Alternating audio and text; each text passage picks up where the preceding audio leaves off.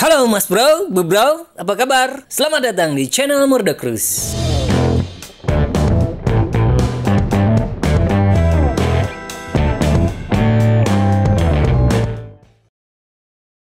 Cyberpunk 2077 udah resmi dirilis dengan segudang pesona visual yang menarik maupun gameplay nyenengin. Nah, kali ini kami bakal nunjukin performa VGA terbaru antara RTX 3080 dan Radeon RX 6800 XT TUF Gaming dari Asus. Penasaran? Pantengin terus video ini.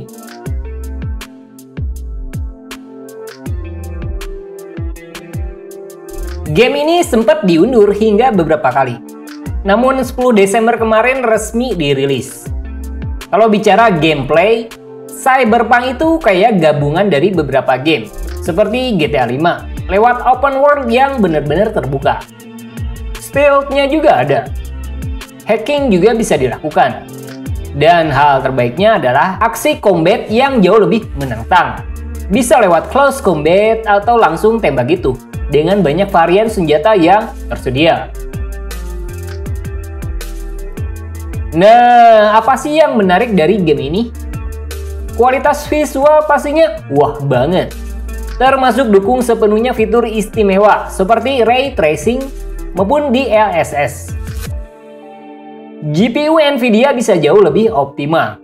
Meskipun seri AMD Radeon juga nggak kalah kerennya. Cuman Ray Tracing sementara ini nggak berlaku buat seri Radeon 6000. Padahal RX 6800 XT sebenarnya udah ngedukung.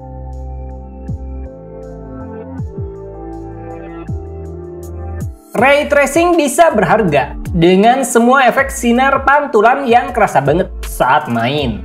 Bahkan suasana dalam game terlihat lebih nyata. Tapi itu butuh pengorbanan besar yang bakal ngedorong VGA ke batas titik maksimum.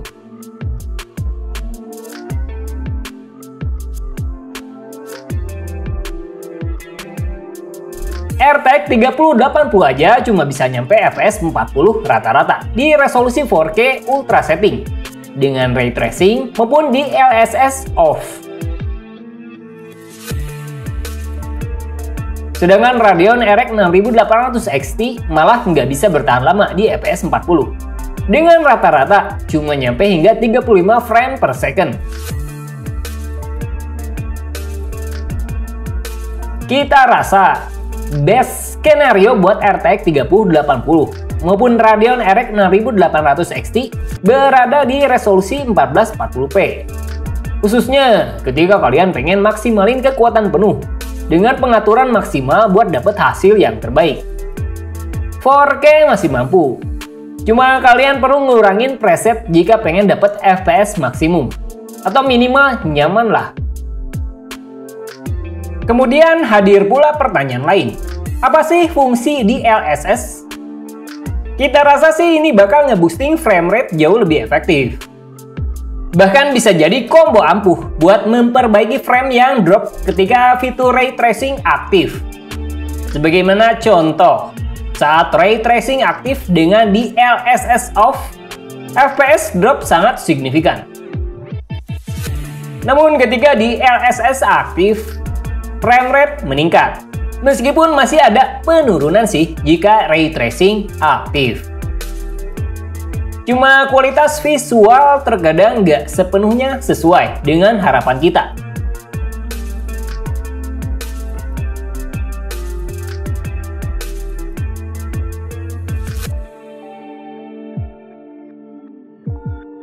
Contoh, Cyberpunk itu sendiri nawarin pilihan di DLSS mulai dari balance, quality, performance, hingga opsi ultra performance. Ada kadarnya kalau saya sebutin lebih detail. Di mana balance bisa nyeimbangin kualitas visual yang ditawarin tanpa harus ngurangi skala resolusi render, nggak harus low banget. Kualitas lebih ke pilihan utuh dengan proses render yang lebih sedikit.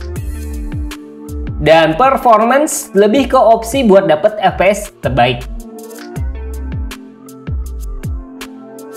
Cuma kalau pilih opsi DLSS Performance atau bahkan Ultra Performance, gambar terasa jauh lebih hambar.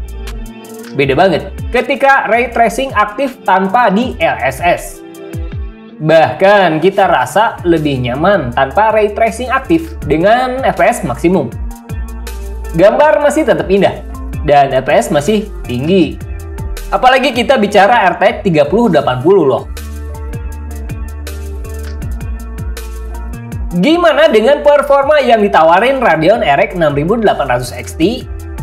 Meskipun game ini nggak sepenuhnya dukung ray tracing buat GPU AMD, kualitas visual masih nendang, khususnya di resolusi Full HD dan 1440p.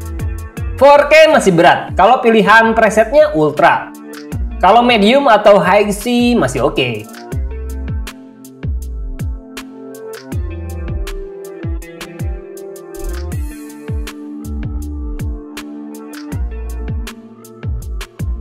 So, does it worth it? Cyberpunk 2077 tentu butuh modal besar buat ngeluarin batas maksimum dari kualitas visual. Bahkan, dua VGA high-end sekelas RTX 3080 maupun RX 6800 XT dari TUF Gaming Series ini belum bisa dobrak batasan frame rate di atas 40 rata-rata pada resolusi 4K. Sekali lagi, best skenario buat kedua VGA ini berada di pilihan 1440p dengan FPS rata-rata bisa nyampe 70. GPU Nvidia bawa nilai unggulan tersendiri karena selain lebih dioptimasi, ada fitur istimewa yang melekat. Tentu aja, dukungan ray tracing maupun DLSS.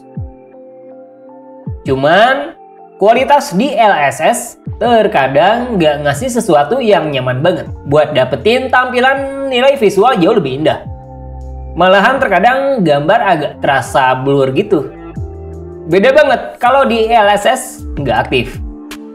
Justru kami rasa lebih baik tanpa DLSS jika pengalaman visual jauh lebih menarik yang bisa banget ditawarin pada kedua VGA ini.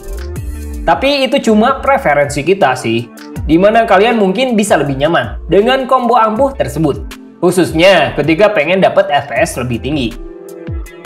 Terlepas dari itu semua, yang pasti sih dari apa yang telah kita ungkap, semoga bermanfaat. Ciao! Jangan lupa like, subscribe jika kalian suka.